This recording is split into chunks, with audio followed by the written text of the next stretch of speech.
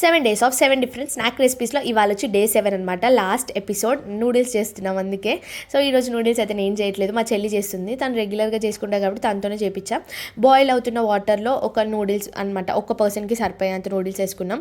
Next వచ్చేసి మనకి మిర్చి మిడిల్కి కట్ చేసుకున్నాం, క్యారెట్స్ కూడా మిడిల్కి, అండ్ ఉల్లాకు ఉంటే వేసుకొని లెంత లేదు, అండ్ ఒక పెద్ద సైజు ఆనియన్. నెక్స్ట్ ఇక్కడ 2 ఎగ్స్ని స్మాష్ చేసేసుకొని మంచిగా ఆయిల్ వేడైన తర్వాత దాన్ని అయితే ఫ్రై చేసుకోవాలి. ఫ్రై చేసేసుకున్నాక మరి ఎక్కువ కాదు, కొంచెం లైట్గా ఫ్రై అయిపోయిన తర్వాత దాన్ని సైడ్కి తీసేసుకోవాలి. సేమ్ అదే ప్యాన్లో ఇందాక కట్ చేసుకున్న ఆనియన్స్, మిర్చి, క్యారెట్ అన్నీ వేసేసుకొని ఒకసారి ఫ్రై చేసుకోవాలన్నమాట. ఫ్రై అంటే పచ్చివాసన అంతా పోయేటట్టు ఫ్రై చేసుకోవాలి. ఫ్రై అయిపోయిన తర్వాత కొంచెం మగ్గిన తర్వాత ఇందాక మనం ఏదైతే ఫ్రై చేసుకున్నామో ఎగ్ సైడ్కి పెట్టుకున్నాంగా, ఎగ్ పీసెస్ అయితే దీంట్లో యాడ్ చేసి మళ్ళీ ఒకసారి మొత్తం మిక్స్ చేసేసుకోవాలి. మొత్తం మిక్స్ అయిన తర్వాత నెక్స్ట్ వచ్చి మనం ఇందాక బాయిల్ చేసుకున్న నూడిల్స్ ఏదైతే ఉన్నాయో ఆ నూడిల్స్ యాడ్ చేసుకోవాలన్నమాట.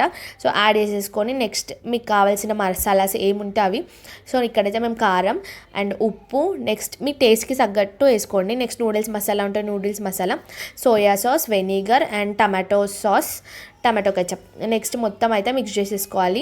సో ఫైనల్గా అయితే టేస్ట్ అమేజింగ్గా ఉంది. 5 మినిట్స్ మగ్గనిచ్చిన తర్వాత క్లోజ్ చేసేసేయడమే, తీసుకొని సర్వ్ చేసుకుంటే టేస్టీ నూడిల్స్ రెడీ.